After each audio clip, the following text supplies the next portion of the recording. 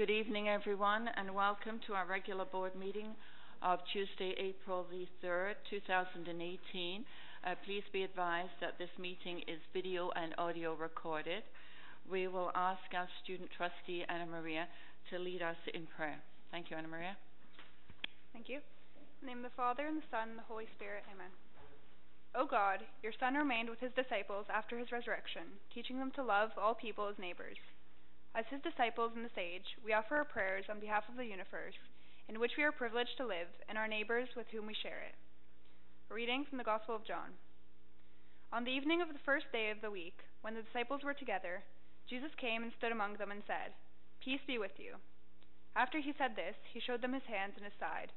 The disciples were overjoyed when they saw the Lord. Again, Jesus said, "Peace be with you. As the Father has sent me, I am sending you." And with that, he breathed on them and said, "Receive the Holy Spirit. If you forgive anyone's sins, their sins are forgiven. If you do not forgive them, they are not forgiven." Now Thomas, one of the 12, was not with the disciples when Jesus came. So the other disciples told him, "We have seen the Lord." But he said to them, "Unless I see the nail marks in his hands, and put my finger where the nails were, and put my hands into his side, I will not believe." A week later, his disciples were in the house again, and Thomas was with them.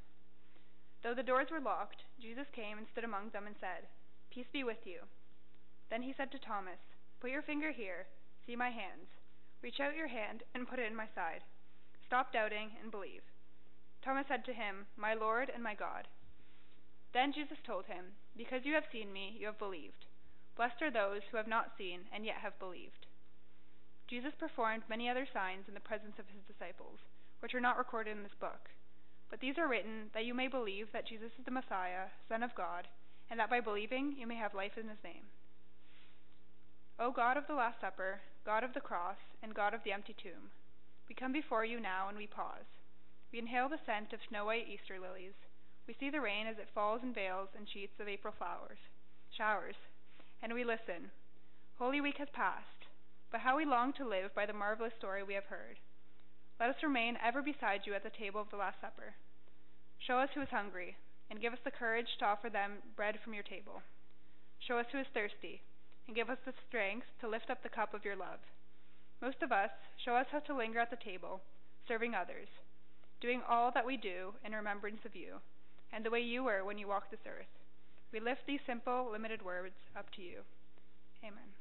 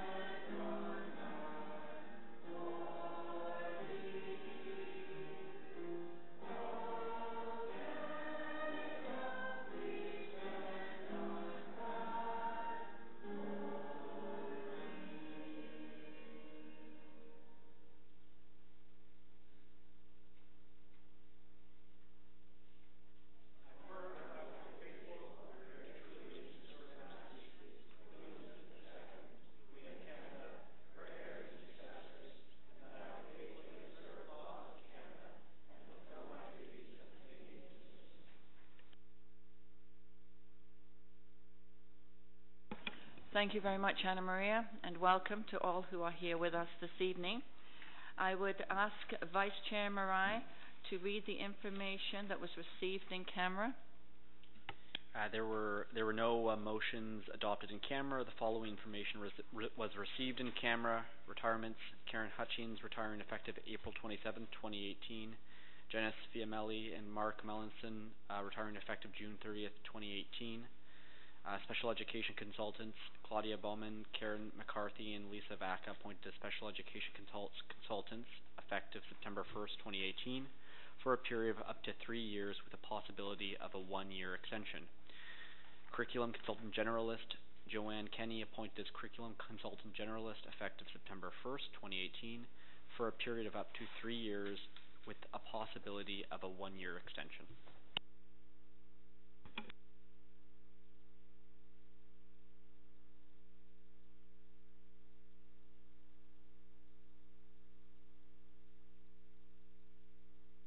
One notice of motion in the budget.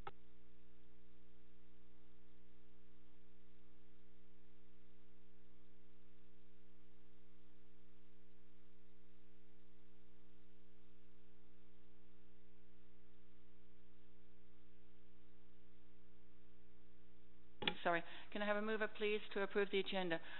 Trustee Ian Tomasi, seconded by Trustee Trites. All in favour? Thank you very much. Declaration of conflict of interest. Anyone with a conflict of interest this evening? No? Okay, thank you. We have no presentation. We do have 5 delegations. 5.1, October 2018 PA Day, Halton Area Clerks. So the clerks of our municipalities, you're most welcome.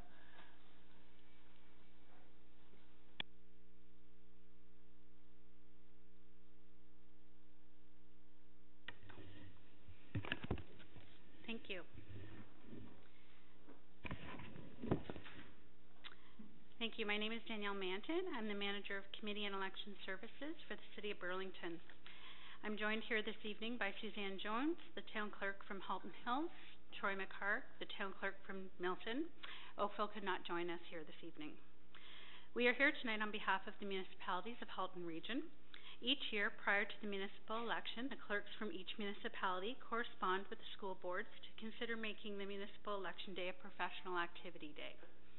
This year, the public school board came close to considering October 22nd a professional activity day and had it proposed in a draft calendar. They later revised the calendar to align with the Catholic school board's proposed October 5th, 2018 PA Day.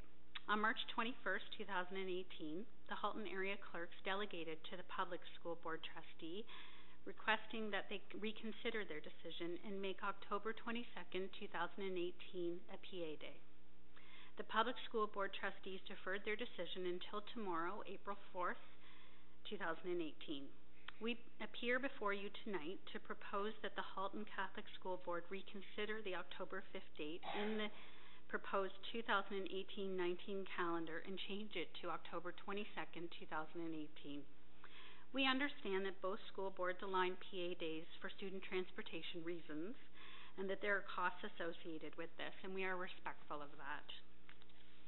As the municipal staff that plan the municipal election for the school board trustees, it is important to know that we are looking to build strong partnerships with both boards in Halton Region, and we are hopeful that we can continue to have positive dialogue with both boards in Halton Region, and we are hopeful that we can continue this engagement around election matters that concern the use of schools before and after Election Day. Again, we ask that you consider making October 22nd, 2018 a PA Day, and that once every 4 years you change your school calendar in Halton Region to have a PA Day in the month of October on the same day as the municipal election day, and then it's done for the safety and protection for the students in Halton Region. Thank you for the opportunity to speak with you this evening. Thank you very much. Do we have any questions from trustees? These will be questions for clarification only. None? Trustee Quinn? Thank you, through you, Madam Chair. Thank you for coming in tonight. I'm wondering if we have any sense of the percentage of voters that come out during the school day, the 9 till 3, 9 till 4 time versus those who vote after work. Through you, Madam Chair. That's kind of hard to say from municipality to municipality across the region, but I can say that we did discuss this as clerks, and we would say that it consistently is busy from the opening of a poll to the closing of a poll. Typically there is a rush around the dinner hour, but it's hard to say that it's busier in the evening opposed to throughout the day. It's consistently busy. And what's the main concern? Is it parking space? Is it interaction or the limited amount of space that we could allocate for a polling station? What's the main concern in having a PA day? Through you, Madam Chair, we've had many concerns with the use of schools, from parking issues because of parent pickup and that sort of thing. We have issues with the schools being locked and parents having issues with schools being unlocked on election day, and using washrooms and which washrooms to use. We've had complaints from principals. We have complaints because of the rooms that we are using. So sometimes we can't use the room that is closest to the front door of the school. We have to use another room because of accessibility reasons. So then we have strangers and the public walking through the school, which puts children at a greater risk because now we have people getting lost within schools. So there's a multitude of different risks that we're putting the schools at. In some cases, we have great relationships and it works out wonderfully, but there's also different situations we find ourselves in where we have a lot of complaints coming to the municipalities, even though ideally the complaints should be going to the school principals. And are there alternative locations for polls outside of schools that the towns can use if the school is not available? So again, through you, Madam Chair, every municipality always looks to, in most cases, always look at their own community facilities first as a priority. Then we look at schools as a second priority. And then we look at things like churches where we have to pay for the use of those facilities. But our first priority is usually our own facilities. Thank you. Will we have a chance to discuss this amongst ourselves after? Yes, a little bit later on. We have two people with the delegation, then we'll come back and meet you after the minute. Superintendent Pinelli, you were going to make a comment on that? Thank you. Through you, Madam Chair, I can add some clarity during that discussion if you'd like, just around some of the areas, the concerns that were raised. All right, thank you very much, and we'll get back to you on item 8, which will be the smart delegation. We'll try not to take too long. Thank you very much. 5.2, programming options for gifted high school students. Ms. Lim, yes. Welcome. Please just start when you're ready.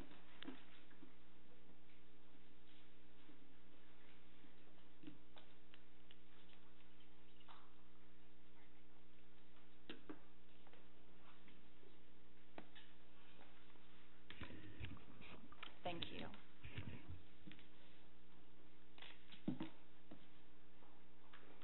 Good evening, trustees, senior staff, and guests.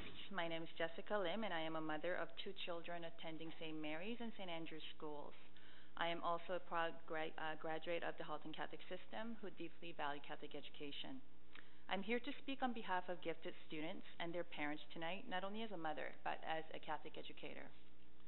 I still remember the day when my daughter came home in tears last school year. She was just in grade 6. She came home to tell me that many of her friends, including herself, will not have choice but to switch to the public board to continue her gifted programming. So began my research, conversations, and visits to the open houses.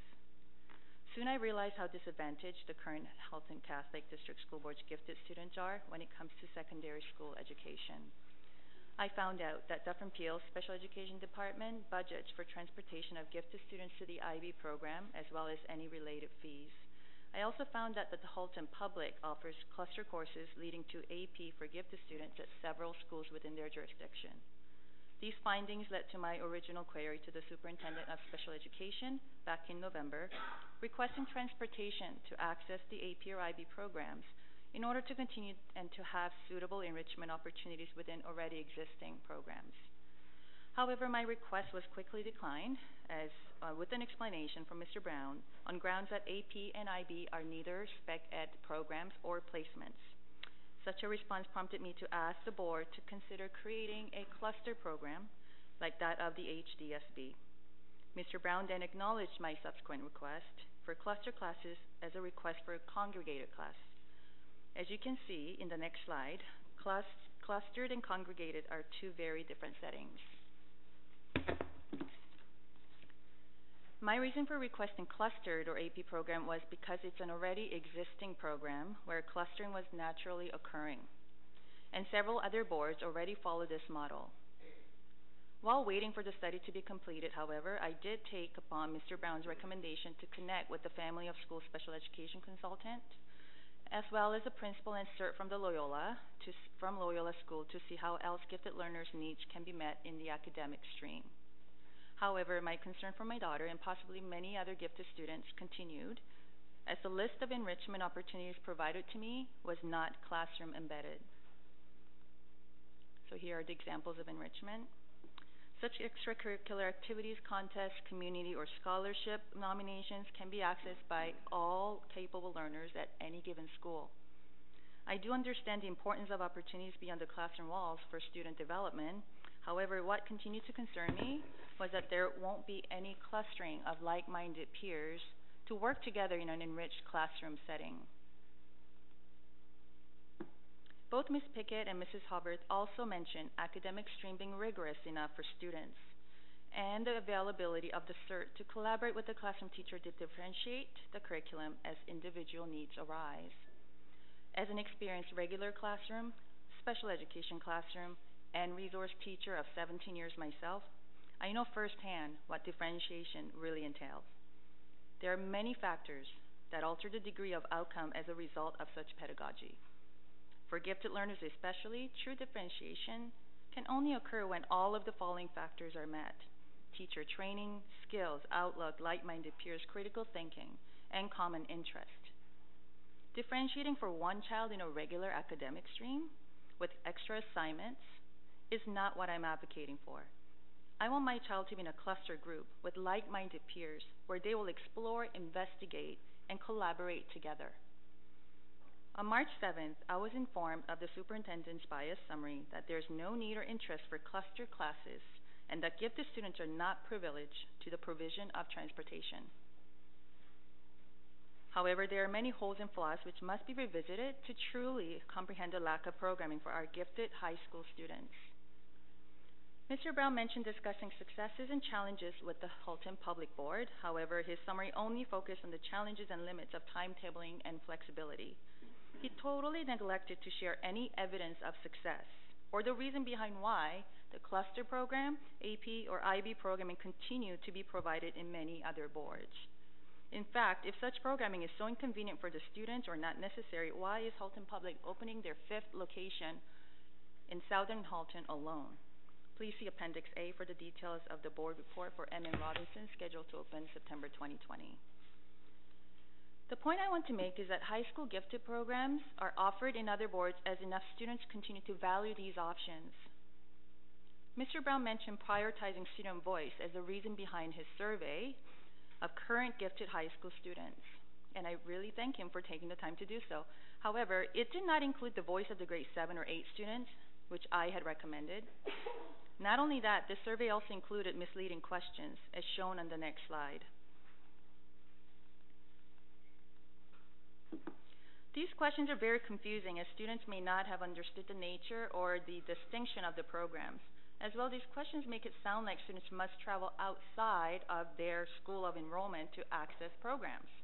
But my request of cluster program with AP does not require any additional travel outside of their school, because students choosing the program will already be attending the AP school where the program will occur. Another flawed interpretation mentioned was that students were against segregation from the general population. AP is a program that is available to the general population already, so I'm not sure who the students are being segregated from. There also was a claim that students did not want to sacrifice social or extracurricular activities to be exclusively with other gifted students. At both Assumption and Holy Trinity Information Nights for AP, we were told that AP is a program where achievement and flexibility coexist to support student interest. Student speakers themselves in the events told us that they were the ones who shared that they get to push themselves to be divergent thinkers while learning to manage time, and participate in extracurricular activities without difficulty. In my daughter's class, transition conversations have already taken place, and our teacher described AP as the one that is most closely aligned to that of the current gifted class programming. This is a teacher who is specially trained to understand the needs and unique talents of her students. This is a teacher who works with endless dedication and appreciation of the individual profiles of her students. This is a teacher who knows what is best for her students, and at the same time, this teacher and her students know that what is best for each one of them may not be a reality. As a CERT myself, I know how crucial it is to support student transition and pathways. But what I am seeing here for my daughter and her classmates is a transition process without equity. Giftedness is a ministry-defined exceptionality. Education Act mandates that all school boards provide special education program or services for students with special education needs. We must also not forget that not all bright and gifted students flourish without special help. According to ABC site, many deliberately limit their achievement in order to gain peer acceptance. Some become accustomed to working much below their capacity, and some turn off to such an extent that they are identified as having behaviors or learning problems. Karen Mann is a parent of my daughter's classmate. She's not able to join us here tonight, but she wanted to share how AP would be the most suitable program for her son. Karen's son chose to stay at his home school with an enrichment IEP after the initial IPRC, but his needs were not met and later had to change his placement to the gifted class. Karen witnessed an amazing transformation in the quality of his school life. Karen does not want him to go back to what it used to be like, but that would mean her son will have to switch to the public board. This is just one story among many other parents who support my request for transportation to AP for gifted students. I have included their names and contact information in Appendix B. So, where can the funding come from? In addition to the special education grant, school boards have the ability to use other allocations of the grants for student needs to support students with special education needs. The goal is to ensure equity in access to learning for all students with special education needs. Also, the Ministry of Education provides annual funding to the school boards for student transportation services through the Student Transportation Grant. School boards have the ability to determine which students receive transportation based on eligibility criteria they set and for other reasons. Clearly, there are means available to fund transportation to meet the needs of our gifted students should they choose AP or IB, regardless of it not being special education program. Whether students are in the top 2 percentile of yes. Yes, 1 minute. Thank you. Whether students are in top 2 percentile or the bottom 2 percentile of intellectual ability range, they are identified exceptional by the Minister of Education. Bright and gifted learners should not be left to develop by chance, and if there are no special ed placement for these students at the secondary level, the board should at least provide transportation to the programs that already exist.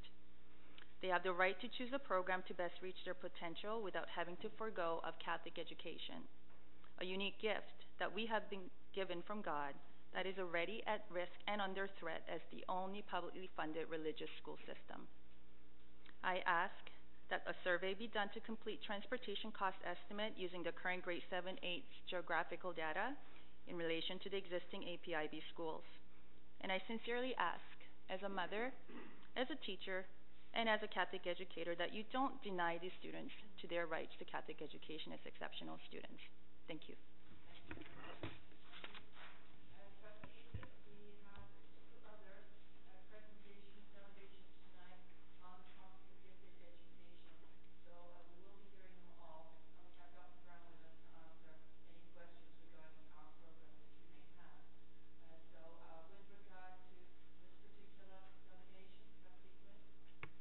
Thank you. Thank you for coming tonight, through you, Madam Chair. Can you, for clarification then, state that your ask is that if, according to Dr. Brown's research, that the programming in our board is sufficient, but you have a preference for an AP program or IB program for your own child or for the parents whom you're representing tonight, that really your ask is for funding for identified gifted students to an AP program, most geographically located to them. That's right. I'm advocating for AP because the classroom teacher has made it clear to the students that AP suits the most needs in the classroom. However, if a parent was here tonight and their choice of program is IB, I also think they should be advocating for IB as well. And for every student who would qualify for AP or IB, or just for those who are I'm strictly going by mandate of the ministry that they're they're exceptional children, and the ministry does mandate that special needs students need to have their needs met. Okay, thank you. Thank you. Thank you. Any other questions or clarifications from trustees? Thank you very much. Thank you. And our next delegation would be our students. Where's my glasses? I'll find it. Okay. Sorry? Leah, Abby, and Tyler. All right.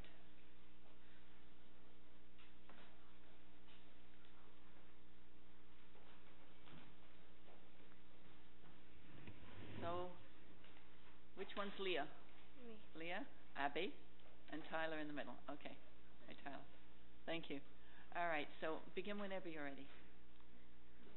Good evening, trustees and staff. I would like to start by introducing ourselves first. We are grade 7 students from St. Andrew's Gifted class. I am Leah, and these are Abby and Tyler. Unfortunately, Emma is not here with us tonight. Originally, all 4 of us were presenting in 2 separate delegations. In order to give Mrs. Lorenko an opportunity to delegate tonight, we had to combine ours into one. Everything that you are about to hear comes from the 4 of us. We thank you for allowing us the opportunity to speak here tonight to ask for transportation to the AP program, as we feel that is the most fitting pathway for many gifted students. We will be presenting issues around challenges with transportation for gifted students living outside the catchment area, comparison of our experiences between mainstream and gifted classes, and why collaborative learning must continue. For Abby and I, public transit along Dundas Street is not the most reliable source of transportation. It is on a major highway without bus shelters at our stops, and it only comes every 2 runs to our stops, meaning it runs almost every 2 hours. In addition to the bus ride, we also need to walk 2 kilometers each way.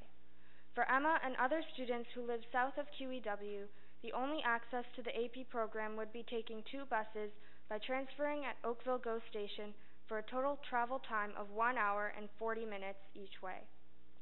When we were in our regular classes, we indeed were happy students, but once we transferred into the gifted classes, it was only then that we realized that there are more factors that lead to true friendships and understanding. We realized through many of our classmates' conversations that we tried to just fit in with others in our previous schools because we would hear others making comments about us being different, and sometimes not so positively. This made us uncomfortable, and we got used to keeping our thoughts and ideas to ourselves as we didn't want to be singled out. But here in our current environment, we can express our ideas and thoughts freely without being penalized as we understand each other's mindsets. Academically, regardless of where we were, we always tried our best and enjoyed school, or so we thought. We are proud to say that we always gave our all in our classes. However, it wasn't until we came to the gifted program that we finally understood what being challenged really meant. It was then that we also realized how we used to doodle, tune out, and read to occupy ourselves in our mainstream classes. Once we started at St. Andrews, it was no longer just contents covered. In our current program, we explore topics in depth and experiment with our capabilities at a pace that works best for us with increased breadth. We would also like to add that we feel very secure in our learning environment where risk-taking is encouraged. This is a very important factor for us, as many gifted learners tend to be perfectionists. Had we stayed in our regular classes, we would probably be very complacent learners who wouldn't know how to reach our full potential. We have had many wonderful teachers in our regular schools. They all tried their best to address all the students' needs to their best abilities. However, in mainstream classes, We were often seen as the tutors to go help others and were often overlooked as we didn't need help and teachers were always busy trying to cover everyone else's needs. With our teachers in gifted classes, we feel a strong connection with them as they have the training and willingness to understand our needs and talents. Our current teacher always touches base with us. She always knows if we all need help because she knows our strengths and needs since she has been trained to do so, as well as the fact that our classmates' mindsets are all similar. Our teachers are the ones who recognized our hidden potential and talents, understood our weaknesses, and helped shape us into the more self-assured individuals we are today. Our teachers have already started preparing us for high school options, academics, AP, and IB. During our discussions, it was clear that AP would be the most fitting program for the majority of our class's learning styles and needs. But we also know that not everyone in our class will have access to HT, which is the only AP for Catholic students in Oakville. The other three available AP schools are all public schools. No transportation means having to switch to the public board. When we surveyed our grade 7 peers, over half of the class was outside of the HT boundaries. However, over 75% of the students chose AP as their program of choice. This means, potentially, more than half of our peers won't have access to AP programs unless they switch to the public board. Now, I would like to share my story. I never had all excellent learning skills on my report card until I joined the gifted program, as I finally became interested and engaged in using effort to push my own limits. My sister is in grade 8 and will be going to a private high school. I am the only child in my family that has remained in the Catholic system out of 3 siblings. My parents were supportive of me staying in the Catholic school system, as they are very pleased with the current programming I receive in the gifted program. My father wants me to attend a private high school since he knows that there isn't any gifted programming after grade 8. I would like to remain in the Catholic system as it has been a second home to me. However, I need the stimulation such as AP or IB programs where I will be challenged and be pushed to give 200% of my effort. There's just one problem. I won't have any transportation. Transportation for AP and IB schools is something that is vital for me to be able to have a say in the program I would like to continue my education in. I feel that I won't fit in at the private school, as I know that the Catholic school has already provided and nurtured me. Transportation is a necessity for my right to education as an identified exceptional student. I am one of the few lucky ones who live within the Holy Trinity boundary. So, you may all wonder why I am here tonight, since I have transportation to my first choice of program in high school. That is the Advanced Placement Program at Holy Trinity. Until I joined the gifted program, I was one of those kids who tuned out and generally didn't pay attention in class. Things came easily. I still pull off good marks without trying. Never got in trouble for tuning out, as no one ever noticed that I wasn't listening. I was that quiet kid who got work done and sat there finding things to occupy my time.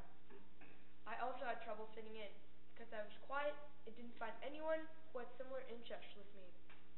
I just pretended that I liked what everyone else was playing, so that I will have someone to play with at recess. When it came to group work, either no one understood my suggestions or ideas, or they all left the work for me to do, as they knew I would get the work done. The group dynamics never meshed. I never knew what true collaborative work really entailed until I experienced it in the gifted program with my like-minded peers. With my new peers, I can be who I am. I feel like I belong, and I don't need to change anything about myself to fit in. Before, I used to be one of those kids who would read during recess or worry about what to say before actually talking to other kids. Now, I'm more confident and feel more comfortable expressing my thoughts and ideas. Through the endless number of enrichment activities and collaborative work, both inside and outside of the class, I am no longer that tuned-out quiet kid, but I'm now more confident and well-rounded student who isn't afraid to share my talents. Being with like-minded kids is one of the main reasons why I love being in the gifted program, and I would like to stick with my friends and classmates later on. Are you still wondering why I'm here tonight? I'm here to speak on behalf of my friends who will be forced to give up Catholic education. The story you heard about my experience and growth so far also applies to many of my current classmates. We would like to continue this positive and amazing educational journey with each other and a program that is stimulating and engaging so that we can learn how we learn best through true collaboration with like-minded peers during the most critical years of school before adulthood. Currently, there's no such secondary level gifted program in our board, but the advanced placement program, as recommended by my teacher, will be the most fitting program that already exists within the board. I am deeply disappointed that I get to have an option to attend the advanced placement program while many of my peers don't. My friends and I share the same exceptionality. There's one simple solution I am proposing. I am asking for transportation for cross-boundary gifted students to access the only Catholic advanced placement school in Oakville. It is vital to us that we stay in Catholic schools because we can continue our faith-based education. As Catholic students, we have always been surrounded with faith, hope, charity, and compassion. Our learnings are always embedded in Christ throughout the curriculum. We feel comfort in knowing that we can pray and talk about Jesus freely. Most importantly, we have experienced the most growth mentally, socially, spiritually, and academically in the past 3 years in the gifted program. Moving forward, we would like to continue being challenged and engaged with like-minded peers and specially trained teachers that will continue to bring out the best in us. We know that AP will provide the right avenue to experience continued growth, and for us, transportation is the only bridge to reach the road to success rooted in Christ. Our future lies in your hands. All we need is transportation. Thank you for your time and attention. Thank you very much. Really appreciate that. That was excellent. Thank you. Trustees, do you have any questions for clarification from Leah, Abby, and Tyler? Trustee Intomasi and then Trustee Quinn. Thank you. Through you, Madam Chair. Good job, guys. I'm just curious, because I really am ignorant as to why AP would fit you better than IB. Does anybody know? Like, when you're saying it's a better program for us, this is kind of off of what you were talking about, but I'm really curious as to why you feel the AP is better than IB for you. Our teacher has sort of told us that AP will sort of give us a head start and will teach us more stuff than a normal academic would. The majority of us prefer AP over IB just because we were taught that IB would be for going to universities in America and Harvard, and I think that most of us would prefer to attend university or college in Canada. Thank you. Trustee Quinn? Thank you. Through Madam Chair, how many students in your class would you say you represent here this evening? 23. We had 23. 23 about. We had Around 23. 23. Thank you. And perhaps I could ask Superintendent Pinelli, how many students are invited to the AP program in grade 9 at Holy Trinity every year? The AP program is not a gifted program, and neither is the IB program. And students, again, it's out of their own choice. It is open to all students. I want to remind the board we have made commitments outside in terms of partnerships with some of these organizations, and their organizations philosophically have always stood by the fact that these programs are to be open for all students, not just gifted students. But they do choose. Some of the students do choose, gifted students do choose the AP and the IB, but not overwhelmingly. And how many grade 9s per year? Again, that varies from year to year. What's the maximum? They can apply. Thank you very much, students. We will get back to you on number 8 when we have heard all delegations. Thank you. 5.4, programming options for gifted high school students. Mrs. Lorenko.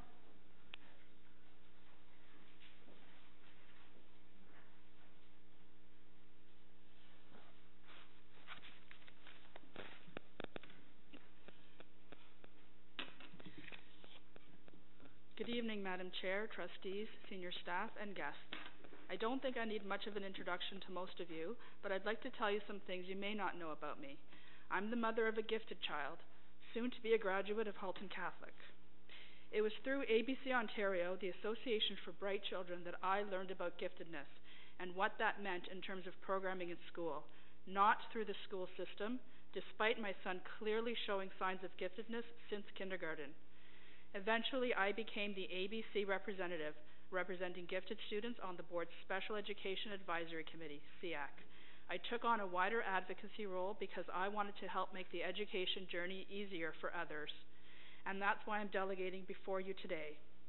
Let me be clear, I have no conflict of interest and nothing to gain personally. We live within the catchment area for the Advanced Placement Program and plan to stay here. I didn't know Miss Lim until she reached out to me on this issue. But to be honest, I've been frustrated with gifted programming, or lack thereof, in our board outside of the elementary self-contained classes. My own son was never in a self-contained class and became quite disengaged by the end of grade 8, despite an individualized education plan and a mother who tirelessly advocated for him. Things really changed when he started the Advanced Placement Program in grade 9, and I've never seen him so motivated and engaged in his education. And so I'm very concerned about a report which concludes that gifted secondary students' needs can be equally met regardless of pathway. This conclusion is erroneous and based on a distorted understanding of the request, faulty premises, and a flawed process. It overlooks the ministry mandate that the board provide or purchase from another board special education programs and services for its exceptional students, including gifted students. This board has in the past found itself on the wrong side of tribunal decisions, ultimately having to transport a student to a gifted program at a public high school, and I would hope that this board does not want to find itself in that position again. The ministry allows for individual board-level discretion on program delivery, and we do see variations across the province, including many boards utilizing AP and IB programs to meet the needs of those students. The request was and is to provide transportation for gifted students who access existing advanced placement, AP, or international baccalaureate, IB programs. This request was addressed by a review of congregated classes after clustering, not even the same thing, was suggested as a way to add a special education element. A conclusion was drawn that there was no benefit or interest in these programs. This contradicts everything I have learned in my journey. These programs are fiercely protected in boards that have them. It's possible that students who really need these environments the most have left our board somewhere along their journey. Regardless, these weren't even the programs we were asking for. The conclusion also relies on the evidence that supported existing perception at Halton Catholic. Oddly, the report doesn't address academic outcomes or social emotional well-being. The literature was balanced, but the positives were dismissed. Pace of instruction being a faster pace and connecting with like-minded peers, critical for gifted students, are characteristics of the IB and AP programs. Discussions with other boards apparently yielded only one issue worthy of consideration, timetabling and flexibility. No positives at all. Yet, Halton District is expanding their program. Seems an odd response to timetabling issues. And again, this is relevant to congregated classes. Lack of flexibility is inherent to IB, which is highly structured with few electives. AP is actually the most flexible program of all. The conclusion seemed heavily weighted on the results of a survey which students, some which were in AP or IB, were asked about their interest in clustered classes, which was never defined, or congregated classes. They were never asked about interest in AP or IB. The results were briefly interpreted at a very high level, unlike the very detailed reporting we typically see in board reports for every other survey. While there was no single question about overall satisfaction, the survey was said to indicate that over 90% of gifted students in both academic stream and AP are satisfied. The rate for IB was not shared, but noted to be lower. However, these rates include neutral responses of at least 20%, and no breakdown between satisfied and very satisfied. Neutral is not satisfied. Those students could have chosen neutral, could have chosen satisfied and didn't. They chose the response below satisfied. And satisfied is not a ringing endorsement. A lack of interest in gifted classes and satisfaction in academic could also simply reflect a lack of exposure to these programs. It is not unusual for these students to not realize how disengaged they are until they experience something different, and we heard that from our students earlier. It's hard to appreciate what you're missing. It's often said here at Halton Catholic that in high school, gifted students don't want special programming because they want to achieve high marks while also pursuing other interests, as if all of those things can't be attained simultaneously. Yet, when the high schools present their AP and IB information nights, they go out of their way to promote the fact that these students are in fact able to balance all of those things. So which is it? Many AP students balance a number of commitments while maintaining high averages. AP students often have the highest marks in their grade. The concern about high marks is especially paradoxical. It was at an information night that I first learned that students like these programs precisely because they can earn higher marks. Not only are these programs highly motivating, but marks are also boosted 5% to reflect the more rigorous curriculum, usually including content from more than one regular academic year. While it's almost impossible to get 100% in an academic course, in AP you only need 95% to achieve perfection. On the flip side, if students are getting high marks in an academic pathway without having to really work at it, what are they learning? What skills are they developing? Graduating from Halton Catholic is not the end game. One of the reasons students become so focused on marks, especially in later grades, is to gain admission to competitive post-secondary programs. How well prepared will they be for those programs where their close classmates will have developed the requisite skills?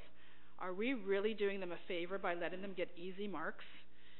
The report also mentioned that the board would continue to provide individualized programming through individual education plans, or IEPs. The reality is that that is not really happening, not the way it should. While the Education Act provides detailed particulars of what should be in an IEP, Halton Catholic's gifted IEPs typically just say enrichment with no further detail or information. In fact, the assertion that AP is not a special education program contradicts our personal experience. We've been told that AP is the enrichment for gifted students, even when our son obviously needed more. Again, which is it? In academic courses, teachers either say they don't enrich, or when they do, they're really just differentiating, something they're supposed to be doing for all students anyway. Special education programming is about providing something not normally available in the regular classroom. So while the report concludes that self-contained gifted classes are neither desired nor viable in Halton Catholic, we do have existing specialty programs that would meet the needs of many gifted learners. Intermediate students need to be made aware of these programs through the transition planning process, but the board also needs to facilitate access to these programs.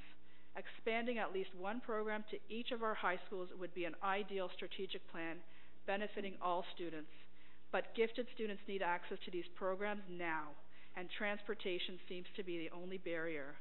I ask the board to consider equity one of the ministry's educational priorities in its decision making. Geographic barriers are currently creating an inequity of access.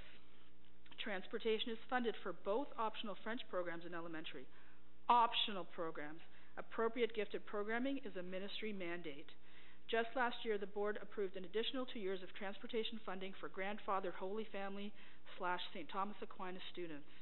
I ask the board to consider the following in assessing the financial impacts of this request.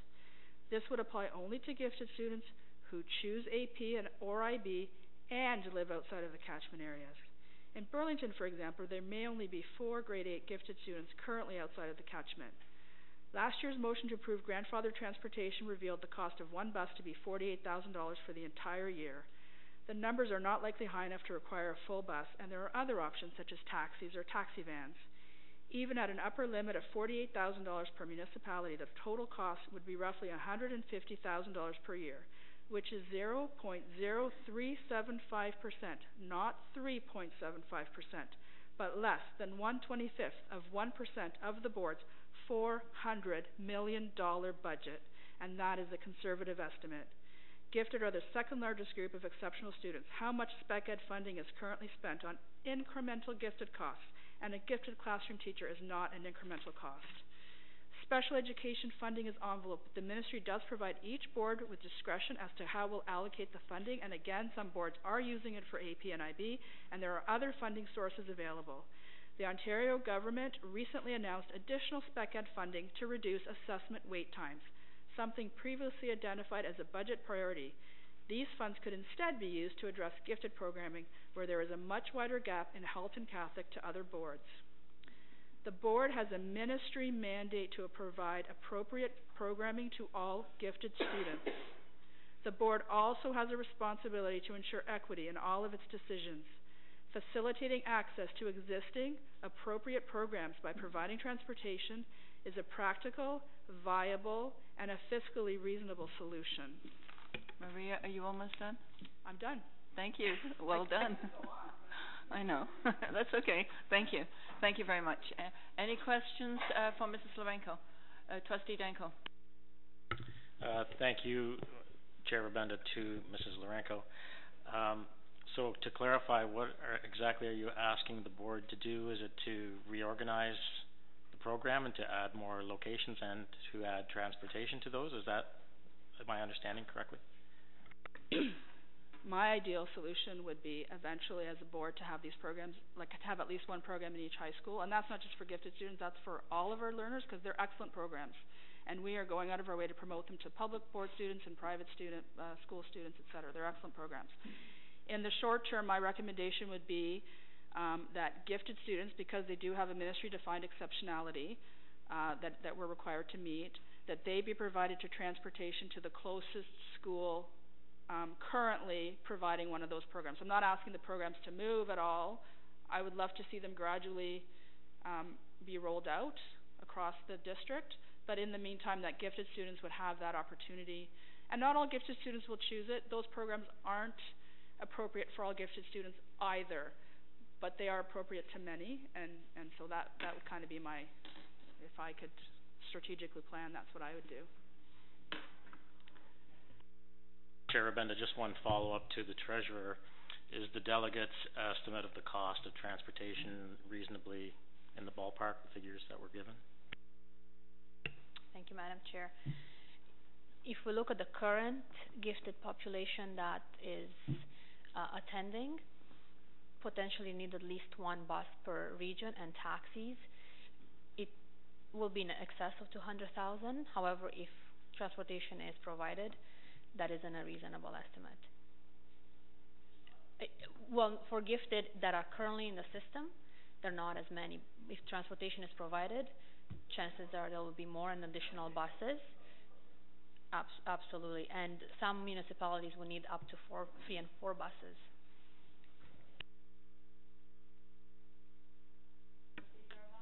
Thank you. Thank you for your presentation. Can you clarify on the ministry's mandate for gifted students, what grades it starts or what is expected? Sure. So the ministry recognizes certain students as having needs that can't be met without additional interventions, and there's a whole different categories, et cetera, of those students, and they're all unique.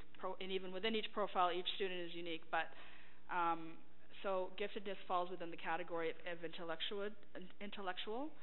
And so the ministry recognizes that those students are at risk if they don't receive the appropriate programming and interventions. And it's from K to 12. Like it doesn't change at all with secondary. We don't start programming until grade 5, and really the most programming is in grade 5 to 8, but it is required from K to 12. That's clear in their documentation. Possibly Dr. Brown can talk a little bit more about that a little later on. Trustee Ian Tomasi? Thank you, Madam Chair. I was just going to ask Maria if because she is on SEAC, we sit on SEAC together, and I've never heard this topic really addressed within the SEAC forum. Just wondering whether you've ever had any private conversations with Dr. Brown on it is all.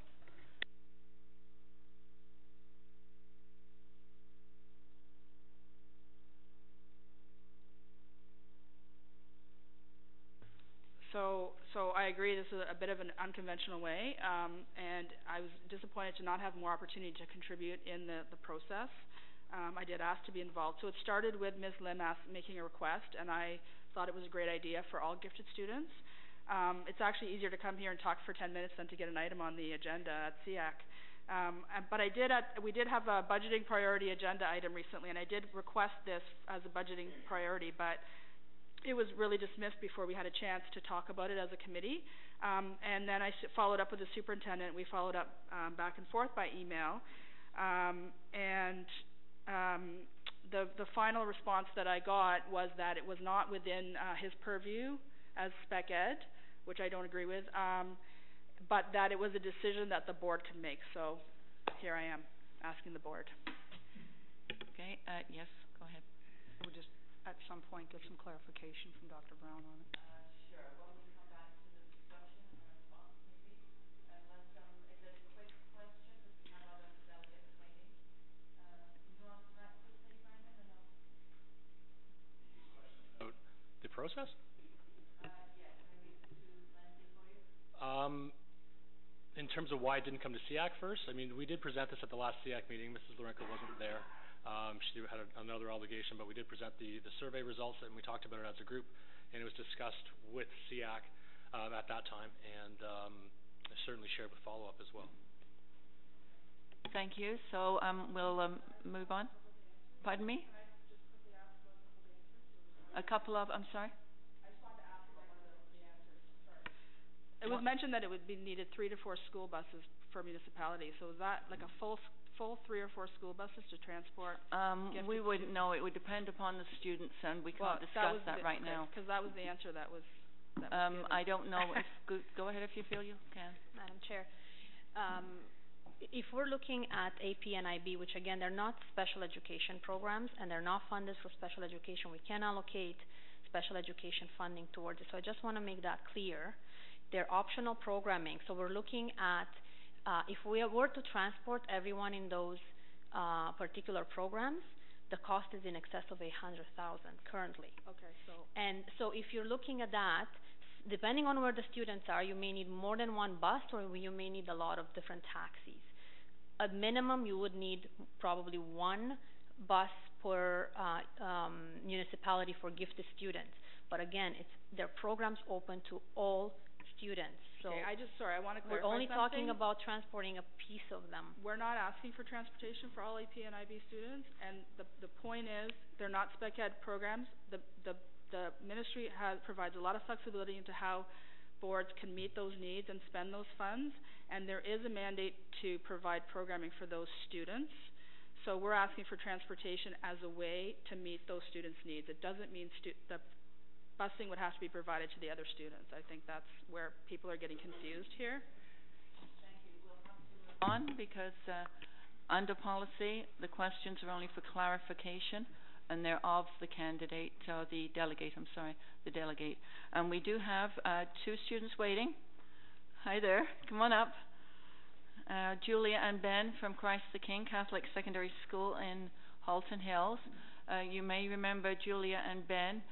They were wonderful speakers at our last board meeting at Holy Trinity, and I first met them in the CBC studios at 6:30 on a Monday morning when we were talking with Matt Galloway, so it's an absolute pleasure to see them here. Go ahead whenever you're ready, guys. I've been a part of the Halton Catholic District School Board for 14 years. Last year, I took a law class instructed by your teachers who taught me the importance of the rule of law and why it must be followed. This privilege has given me the ability to know what the laws are in place for and the 3 major reasons why they're in place. First, law is necessary for peaceful order. It ensures that there will be legal response to any unjust actions to preserve peace and civility. The second, no one has unrestricted power to limit rights unless authorized by the law. Thirdly, law applies to everyone equally. Everyone is subject to the law. No one, no matter what, is above the law regardless of authority or stature. So I'd like to take this opportunity to thank you and your education system for teaching me to recognize injustice when I see it. Section 19 of the Education Act states that, in addition to its other obligations to solicit the views of school councils under the Act, every board shall solicit views of the school councils with respect to the following matters, subsection 5, policies and guidelines respecting the fundraising activities of school councils. You, the HCDSB Board of Trustees, have not only ignored, but rather blatantly disregarded this law. You have failed to seek feedback from your constituents in regards to Motion 61-18, and we, your stakeholders, are going to hold you accountable. you should know that your position as trustees does not make you above the law. Nobody is above the law. And much like you hold your students and staff accountable for their mistakes, we the people are going to hold you accountable for yours. In passing Motion 6118, you not only violated the Education Act, but you also contradicted Policy V-04, a policy passed by the HCDSB on September 27, 1983, and most recently amended on June 21, 2016. This policy's purpose is to provide direction to all board employees regarding fundraising practices and applies to all members of the school community, to all trustees and employees of the school board. This policy states that, and I quote, like all activities that support education, fundraising should reflect the values and expectations of the school community, including those of parents, students, staff, and school board trustees. This board failed to ensure that Resolution 6118 reflected the values and expectations of parents, students, and staff members. Instead, you consulted with each other, briefly, might I add. In addition, we listened to delegations at the past meeting from university students and pro-life organizations. Once again, these people are not students, staff, or parents. In fact, they are completely unrelated to the issue at hand. You, our board, are letting outside organizations force their personal agendas onto the staff and students of the Halton Catholic District School Board without taking our opinions, your stakeholders, into consideration. In the minutes from one of your previous board meetings, some explained that there was not enough information on this motion. Moments later, it was passed.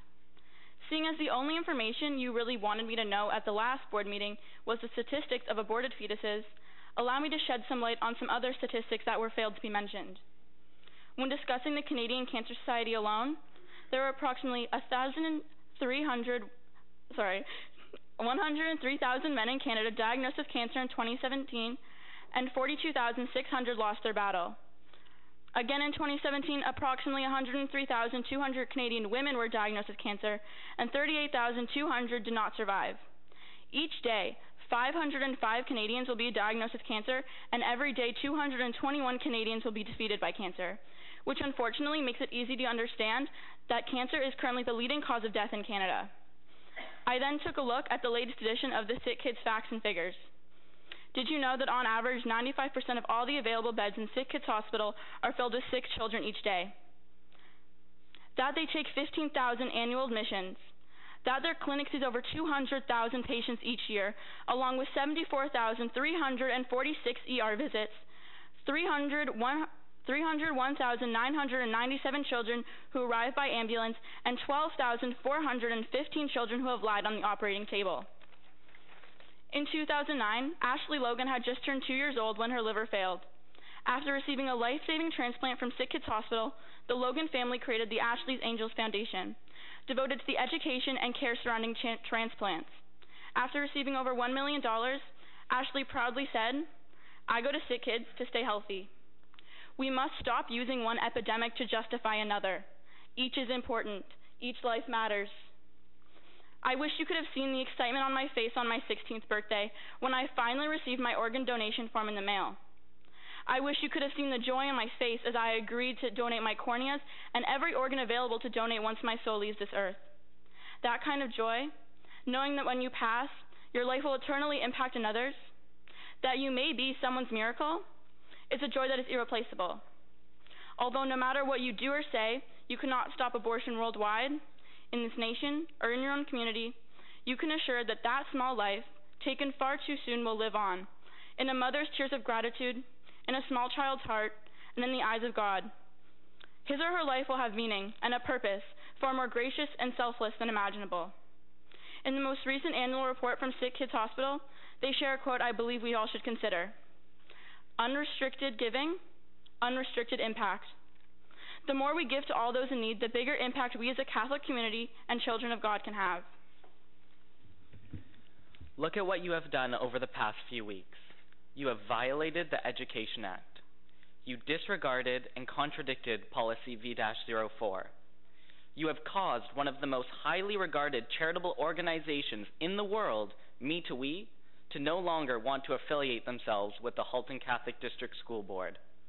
And what is most sad of all, you had to pass a motion brought forth by Trustee Danko that in complicated terms states that you would follow the Education Act.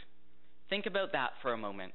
This board has become so blinded by their own biases that you are now proudly passing motions that simply state you are going to start following the law.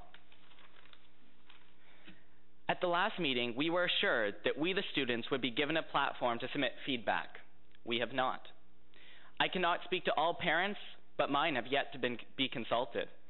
And I have yet to hear from a teacher who has been consulted as well. You have failed to satisfy Section 19 of the Education Act and to uphold a democratic system within our board. I call upon this board to hold a town hall to seek stakeholder feedback. And remember, in accordance with Policy V-04, these people who you seek feedback from in regards to Motion 6118 should be parents, staff, and students, not organizations that are trying to force their personal agendas onto our students. Over the past few weeks, I've been ashamed to be a student of the Halton Catholic District School Board. But it hasn't just been me. It's been an overwhelming majority of students who are constantly appalled and disturbed by the proceedings of these meetings. But I've come to realize something. I shouldn't be ashamed. The students shouldn't be ashamed. We are being resilient in the face of adversity. As high school students, we have taken it upon ourselves to educate this board about Catholic values and the law. This board has misrepresented Catholic values. You are forcing your personal agendas onto our students. You are losing sight of Catholic social teachings such as human dignity and the option for the poor and vulnerable, and you aren't even concerned about it. So much so that there are pictures circulating of trustees on their phones during delegations to this board. This board will be held accountable for what you have done. We, the people, will hold you accountable. You cannot violate the Education Act, disregard your own policies, ignore Catholic social teachings, and claim to be just. You cannot plow forward with your agendas and leave charities and students in the dust. You cannot look at me in the eye today and tell me what you're doing is moral. This board is taking money out of the hands of charities that save lives. The lives of children, the lives of fathers, the lives of mothers, and the lives of one common people. We are one people called to work together for the common good. Hear your students. Let us do good. Pope Francis himself says, in a word, charity cannot be neutral, antiseptic, indifferent, lukewarm, or impartial. Charity is infectious. It excites, it risks, it encourages. For true charity is always unmerited, unconditional, and gracious. We stand here today in the same position we were in 2 weeks ago. Standing in front of the same people who looked us in the eye as we pled for our voices to be heard. We, the students, will not be overlooked, unheard, or overpowered by those who are supposed to be hearing our voice. As we told you 14 days ago, we demand change, and we will not stop until we see it. And until then, we will be back tomorrow and each and every day that follows. Thank you.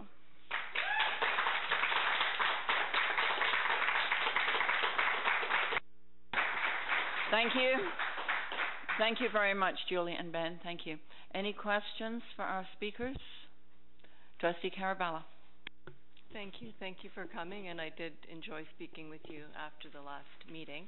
I just wanted to clarify, because you mentioned that there were parents and alumni of Halton Catholic who came to speak at the delegations, so they are parents currently at the school. But what I wanted to ask you for clarification is, has anyone spoken to you about a principal or vice principal or teachers about the moral principles of the Catholic teaching that we're trying to put forward with this motion? Dignity? Or option for the poor and vulnerable? Yes, We're taught all of and those. human embryonic stem cell research and the humanity, yes. I think what you're failing to understand is that through helping charities such as Sick Kids Hospital or the Canadian Cancer Society, we are not failing to uphold Catholic values. In fact, we are upholding Catholic values.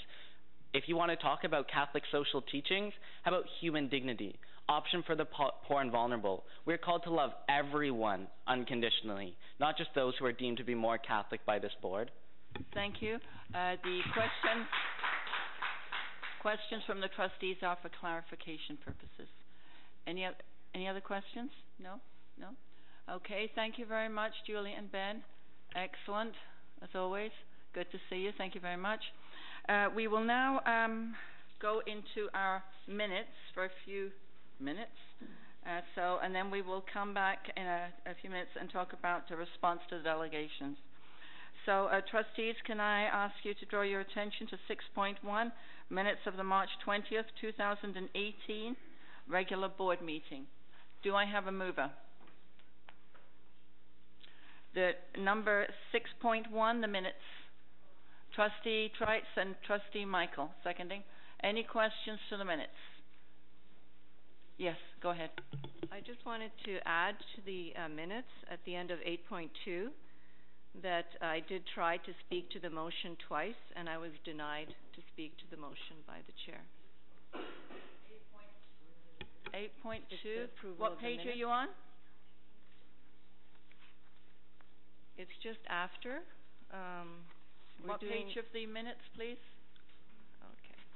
Hang on. 8.2, so page...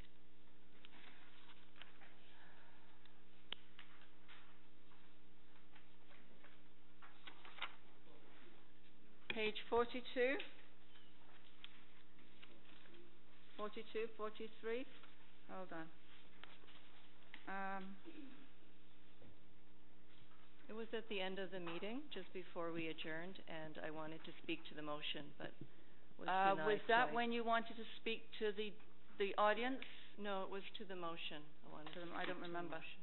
We'd have to look at. I don't remember.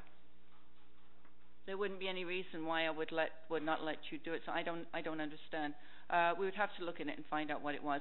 I remember asking you. You asked to speak after the meeting to the audience, and I asked you to stop because you were giving a presentation. I remember that. I don't remember anything about this, but we can look it up. Yeah, we can look it up. It's not a problem. I thought it was before the vote. I don't recall that, but who knows? There was a lot going on that night. We can look it up. It's not a problem. All right. So, apart from that, do we have any other questions pertaining to the minutes?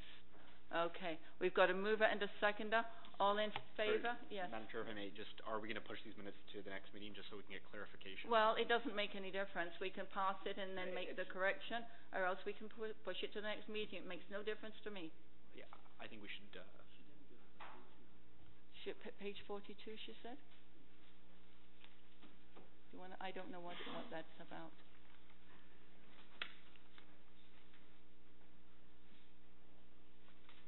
Consultation, that was 6118. 6118. I don't recall it.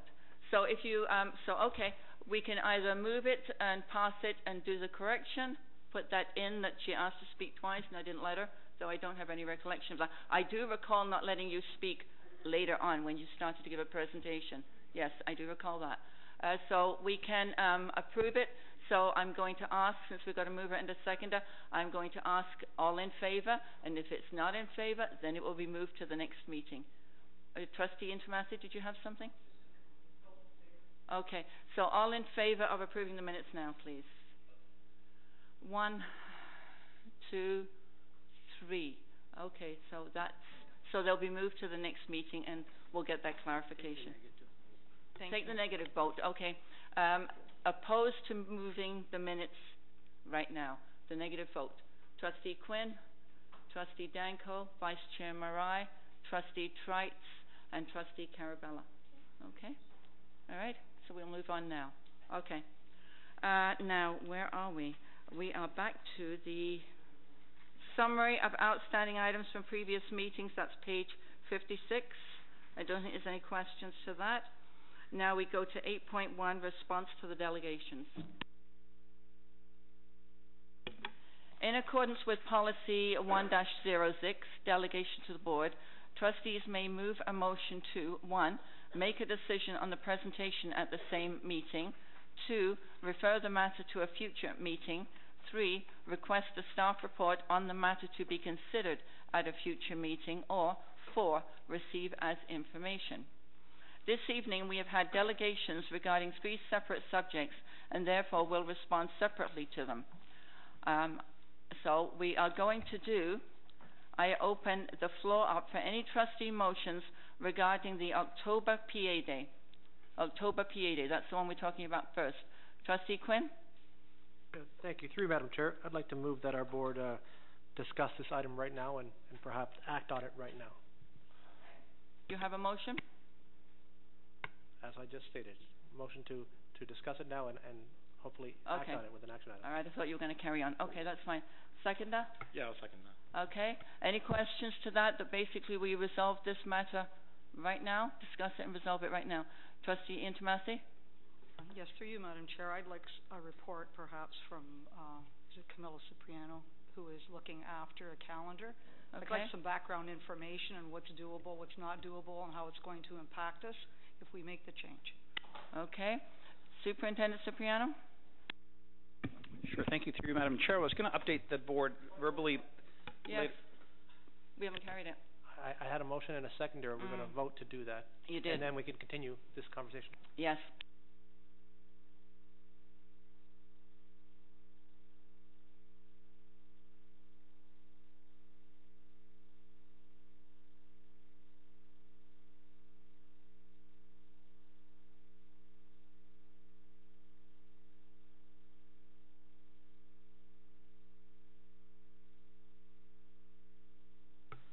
Chair Rabenda, I'm in favor of moving it to October 22nd, as that would be Pope St. John Paul II Day, October 22nd, and I think we should align with the public board.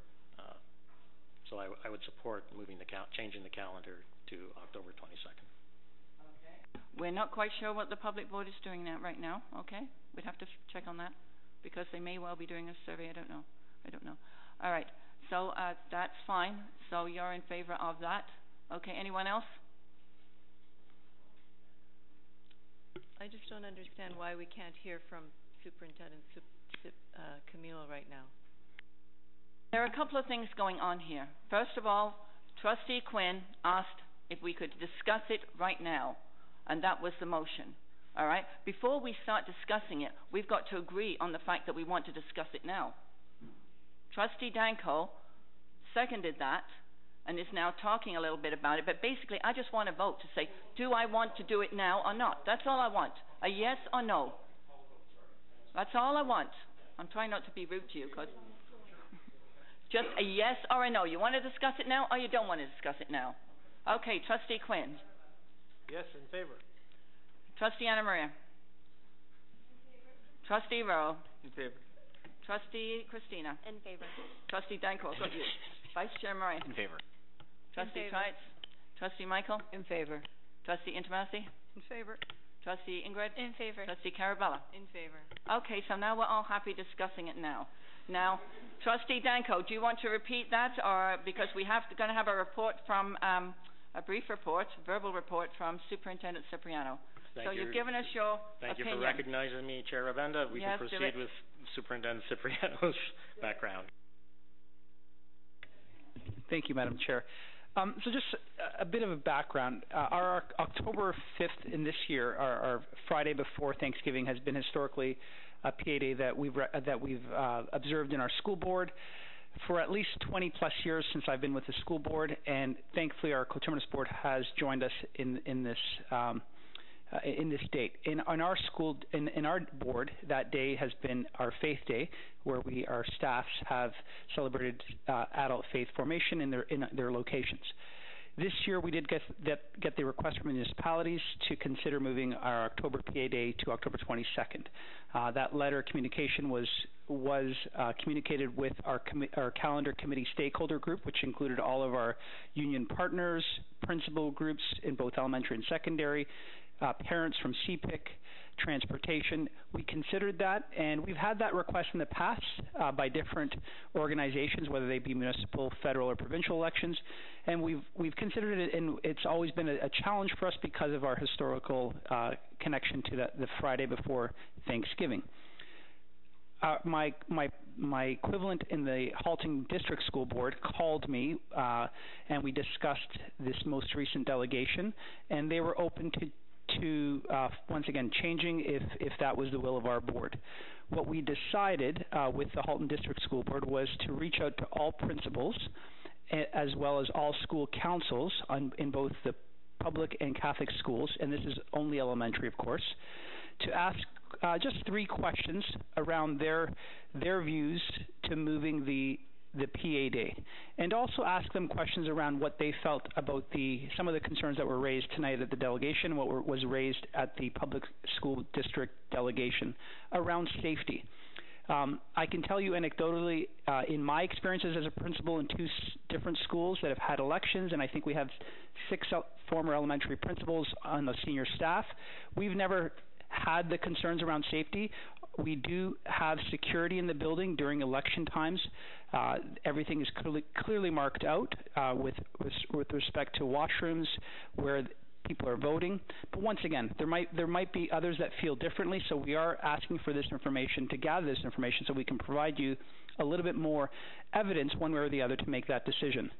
The intent was to bring this information to our next board meeting 2 weeks from today, and the intent was to provide you 2 calendars, a calendar A with the October 5th PA Day, which is the Friday before Thanksgiving, and a calendar B with the October 22nd PA Day, and leave the decision to you, the board, to decide once you gathered that information and then make that decision. We were hoping we'd also know by then what the decision of the public school board was, as they were doing the very same thing. Just for your information, the cost ballpark figure for transportation, should we decide to have a PA Day separately from the public school board, for our purposes, our costs are between $40,000 and $45,000, depending obviously on our enrollment next year. And so I'd be happy to answer any other questions you may have, but that is the where we stand today and where we were hoping to go to the next board meeting. Thank you, Superintendent Cipriano. Trustee Quinn, then Trustee Intomasi.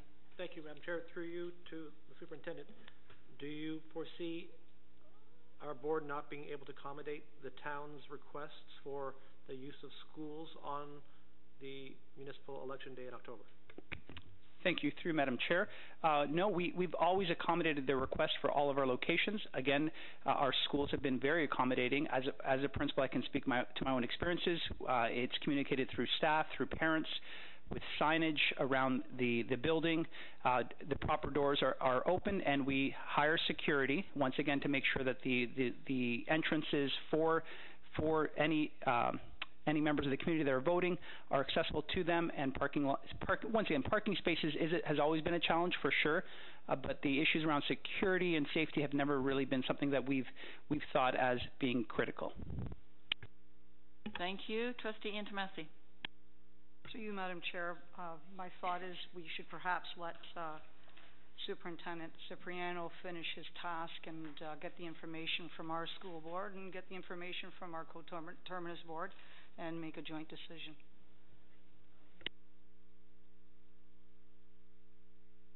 Through you, Madam Chair, if Trustee Intomasi would make that a motion, I'd second that now.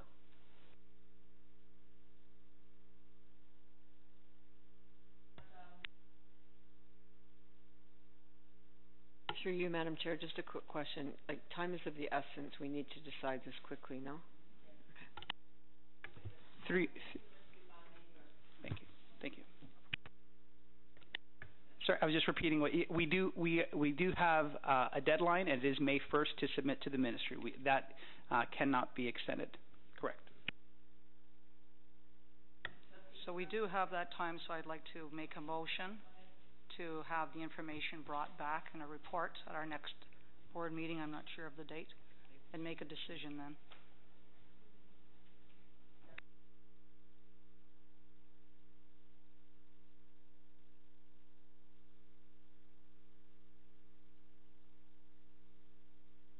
Through you, Madam Chair, to the Superintendent, have we heard from the towns as to what their deadline is for making their decisions for allocating voting spaces? Through you, Madam Chair, I'm not aware of our deadline, but they're here tonight.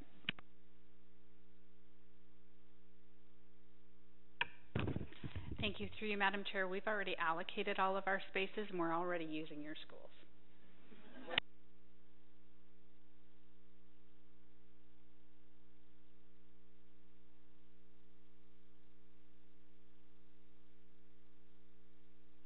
Just in other boards, do we know if they've had the PA day off, and how did that work? Through you, Madam Chair, I've reached out to some of my colleagues around our geography, and some have and some have not. Whenever they have been able to accommodate, they have, and it is a question that, and there's several people in this room that were part of our committee, and we did consider it, and the challenge for our case has been the historical Faith Day, and our communities, our parents, our students, our staff have come to realize that the Thanksgiving weekend is a 4-day weekend for our families, and so we've for our families, through Madam Chair. So our families have they've come to some have booked vacations, and so it would be something unique for our board this year. As I said, in my time with the board, which is just over 20 years, we've always had that Friday before Thanksgiving as our PA day. Thank you.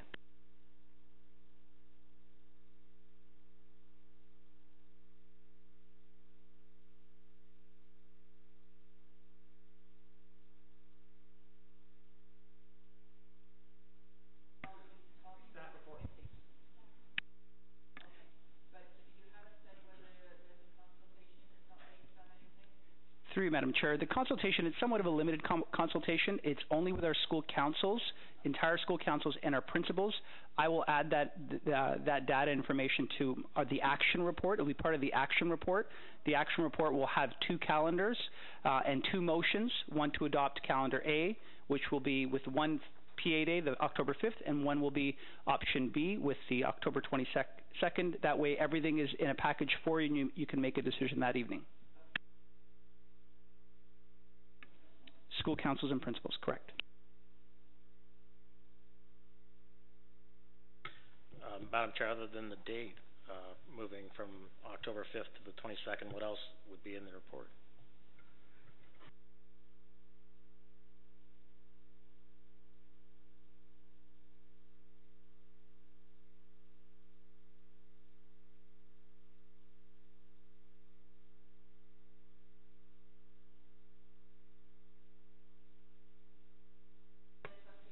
Thank you. Through Madam Chair, I'd also like in the report to know if there's any additional costs to moving the Faith Day, if any deposits have been made or anything like that. Thank you. Thank you. Through you, Madam Chair, Superintendent Cipriano, did you mention that you'll have feedback from the Coterminous Board as well, and that will be part of the report? And could you itemize what that will be, please? Sure. Through you, Madam Chair.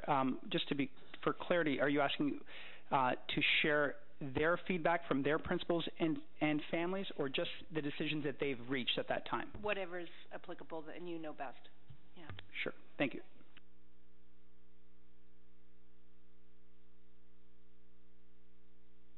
In favor. In favor. In favor. In favor.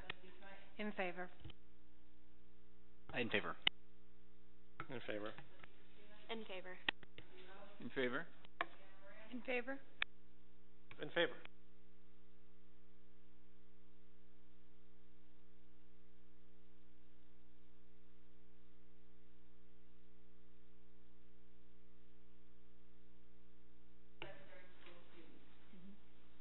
I did. Dr. I'm sorry, I'll Trustee Carabella can go first.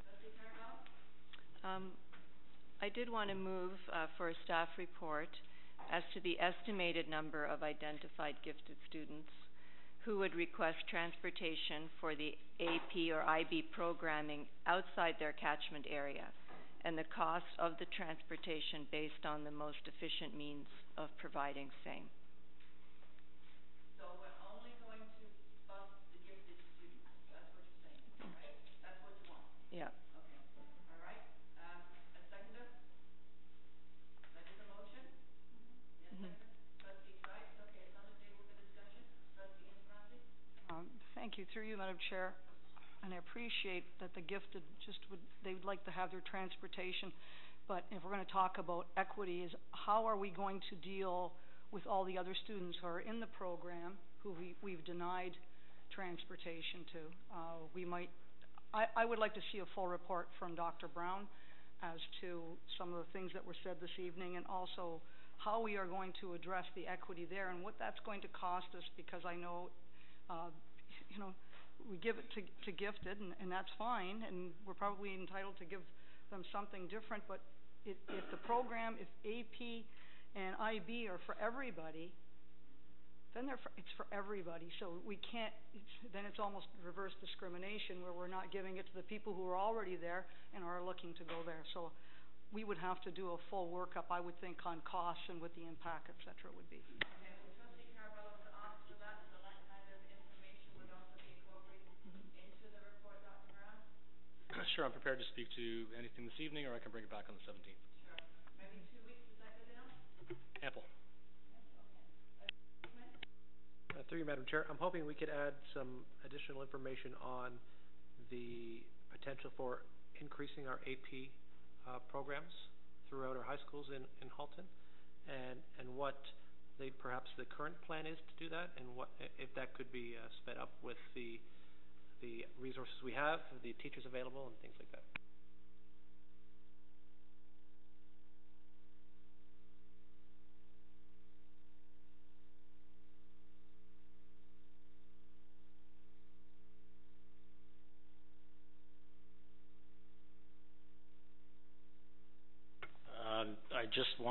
I also agree the staff report should come about. I just wanted it to provide some options and some scenarios on providing transportation and how we would organize the AP program or the gifted program is different than now to accommodate that training. I'm happy to bring a report back again. I'm happy to speak to anything tonight as well, but a report back on the 17th would be no problem. Just wanted for clarification, what was mentioning that you asked questions of the grade 9s and ups. I was wondering, this motion that I put forward is to identify the number of gifted students from grade 7 and 8. So I don't know if why this grade 7 and 8s weren't surveyed, or if you'd like to survey them to see if they would choose this program if there was busing provided or not. So through the chair to Trustee Carabello, the point of the survey was actually to get impressions of how the students were, what their gifted students, what their impressions were and their experiences in secondary school. So very specifically, we were asking to ask for responses for our secondary students. To ask for grade 7 and 8 students in the context of that survey would be asking for them to speculate on what it might be like, or how they think the experience might be. What we were actually looking for was for students who are actually in high school. In each of the different streams, we did ask students to identify whether they were in regular academic stream, whether they're in AP or IB, and to get their impressions based on their actual experiences. All right, thank you. Just to follow up then, and were the parents ever surveyed as they would make decisions also for their children? Were they ever asked or surveyed? Again, we were looking at student voice. We were looking at making sure that we found out what students felt that are actually in the schools, what their experiences are, and because they're the ones that are in the schools every day.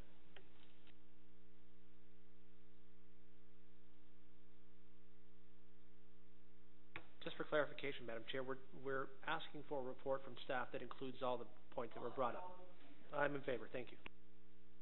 In favor? In favor. In favor. In favor. In favor. In favor. In favor.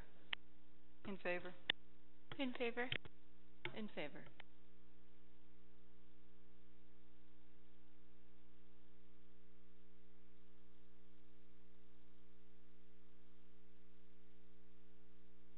I would like to open up the floor for any trustee motions regarding Resolution 61-18, non-compliance with the Education Act. That's our third delegation, the third set of students that came.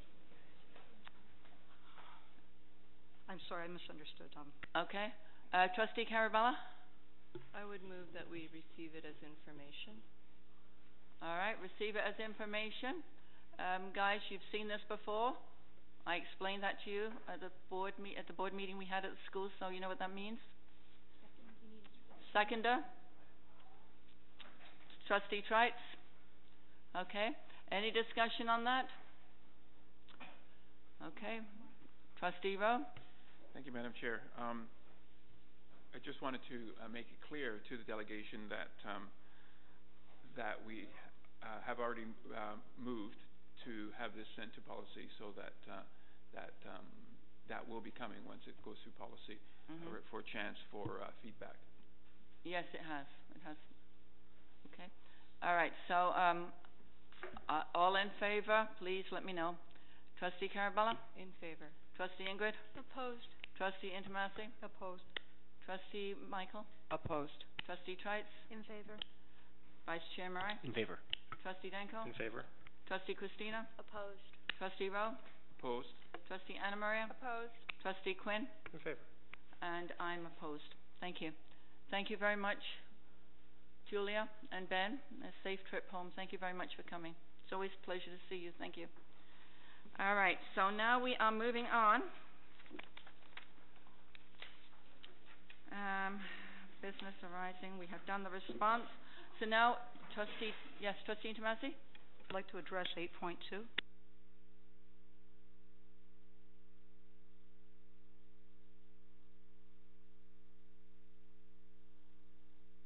As a point of order, Madam Chair, Yes. I'd like to ask for this motion to be disallowed. We currently have a consultation going on for 61.18 and its impact. We're just piling one on top of another here. We need to know the expectations and values of our constituency. We have to include our parents, include our staff, include our ratepayers, and we should be waiting for the consultation to come back before we bring in another motion like this. And 8.2 is almost trying to implement the resolution, so I think we should just back off of this for now, disallow it, get our consultation done, and then move on from there.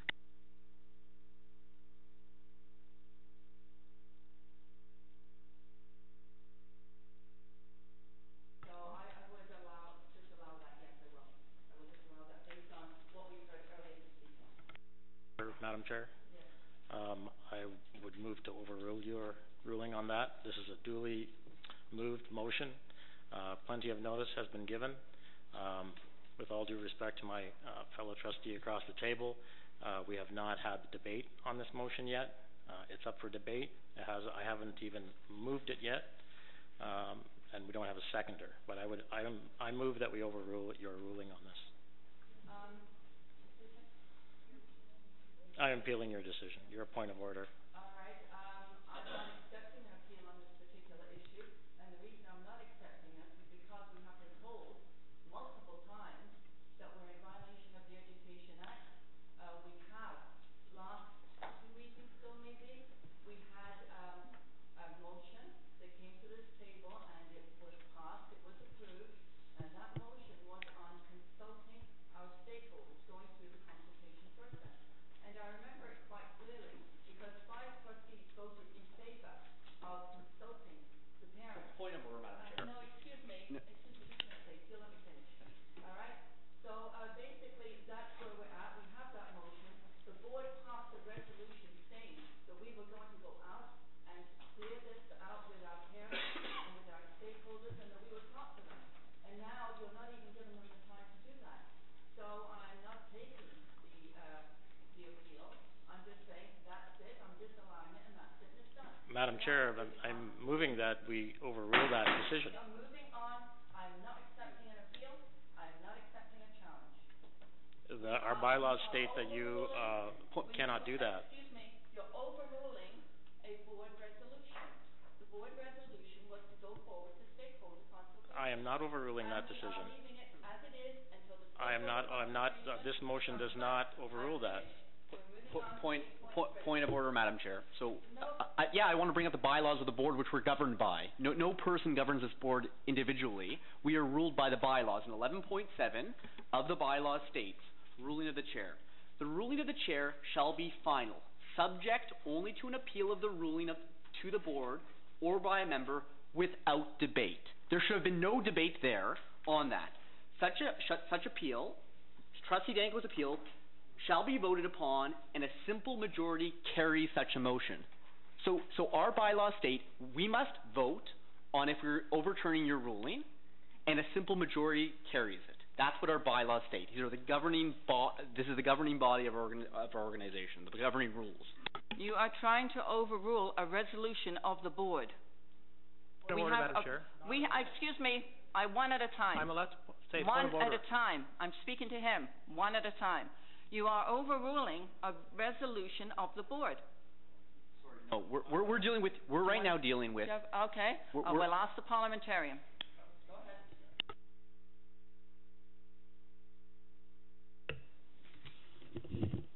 ahead.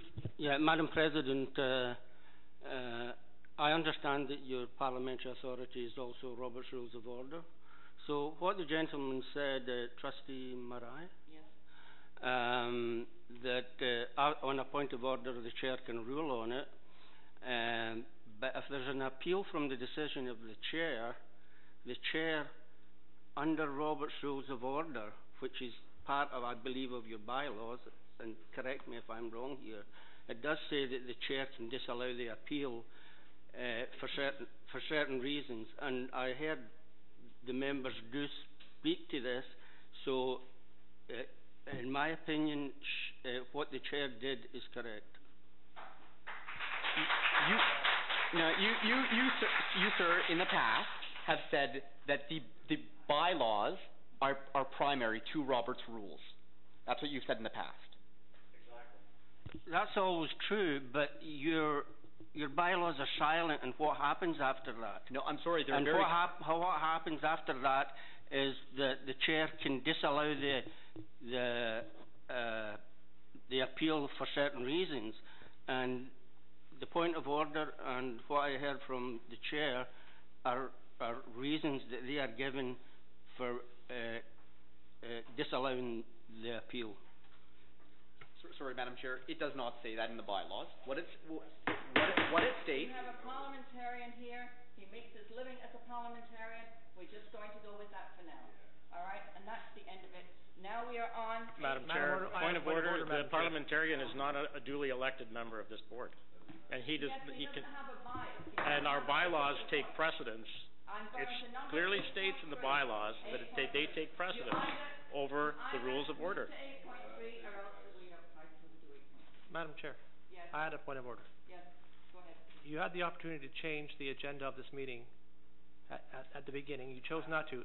8.2 is a fully. I told you 8.2 is being disallowed. And Madam Chair, I'd like you to appeal to your right-hand man there for a ruling on that as well. Will you please stop referring me to the right-hand man? I'm the parliamentarian that I was hired to give advice to the chair and to actually all of the all of the trustees.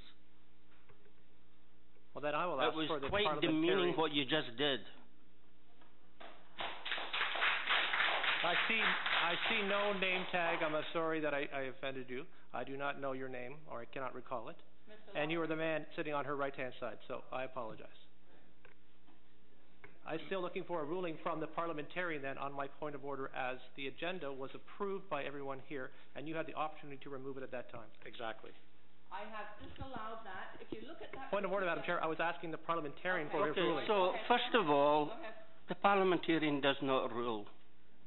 The parliamentarian only advises. So you have to ask the rules through the chair. Through you, Madam Chair. I have a point of order on the table asking that, or stating that you approved the agenda and it was voted on by this entire board unanimously. Yet now you are taking this off through your own decision and then when appealed, you have abandoned our own bylaws so that you are the sole one making a decision here. I am telling you that you have a resolution. This board passed a resolution 2 meetings ago at the most. That resolution stands. That resolution says that we have to go out for consultation. We can't do anything until we get the consultation back. You had a legal opinion not more than 2 hours ago that told you exactly where we stood. Point of order, Madam Chair. That was Chair, information really did you just breach camera. the No, I in didn't camera? breach anything. I didn't breach anything. Madam Chair, that I move that. Enough. Enough. All right? When you look at this particular resolution, first of all, the date is inaccurate on the first paragraph. Secondly, it talks about the Canada summer programs. Talks about the Canada summer programs. We've never discussed the Canada summer programs. It got thrown in. Chair We've Rabenda, never you have discussed to it. put the dispensation of the bylaws up for a vote to the board. You Enough. cannot simply dispense with the bylaws. Move on. 8.3. 8.3. You want to temporarily suspend them, but you need a 2/3 majority to do that. 8.3. Up yourself. You cannot. Excuse me. 8.3. Cannot dispense with the bylaws I'm not arbitrarily. dispensing with the bylaws. I'm telling you we're moving on to 8.3. Well, you cannot be arbitrary about that, Chair Rabenda. Do you want to say anything? Move on. I can only say that your parliamentary authority permits the chair to disallow an appeal under certain circumstances, which were stated by the chair and by Sorry, our the bylaws point of order. do not speak to that. Our bylaws do not speak to that. That is certainly in Robert's rules, but our bylaws clearly outline that a simple majority dispenses with the ruling of the chair. Simple majority. So if she'd like to suspend the rules of the bylaws, she can. But she needs a 2/3 majority to do that. Or else, so then my question to you, Madam Chair, is which bylaws apply and which do not? That's what I'd like to know. 8.3. Move on. Move on. A recommended name for Milton number 8. Madam Chair, I move that we adjourn the meeting. Superintendent Cipriano. Second that. Superintendent Cipriano. Superintendent Cipriano, you have the floor. Thank you, Madam Chair. Through you, I want to present the action report regarding the naming of the new Milton number 8 Ford Catholic Elementary School. Excuse me, people. We gotta listen. This action report follows on the staff report from the March 6th meeting, whereby the process, timelines, and consultation process was described in the naming of the new Milton number 8 Elementary School. As part of the naming committee and after parent consultation and voting took place, you have before you the results of the voting on the 4 suggested names. As a result of the consultation and voting, and following our board policy I-15, you have before you a resolution recommending that St. Maria Goretti be the preferred name to be submitted to Bishop Crosby for his consideration and response. And should that name not be accepted, a request to consider St. Scholastica as an alternative. I'd be happy to answer any questions. You don't have a quorum. Yeah, I know. Okay. All right. It's a staff report. Okay. So we cannot continue. We cannot continue with the board meeting. No. We cannot continue with this board meeting because we have lost a quorum. All right. So the board meeting is finished. Okay. Yes.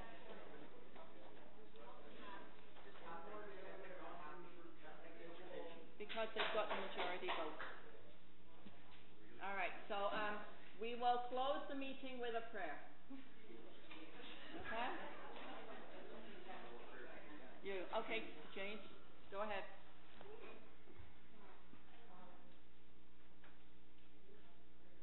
Hail Mary will do. Please join me in a sign of our faith. In the name of the Father, the Son, and the Holy Spirit, amen. Hail Mary, full of grace, the Lord is with thee. Blessed art thou amongst women, and blessed is the fruit of thy womb, Jesus. Holy Mary, Mother of God, pray for us sinners, now and at the hour of our death. Amen. Thank you very much, and thank you to our guests who came. Thank you. So I don't know if that was satisfactory, but at least we stopped the motion.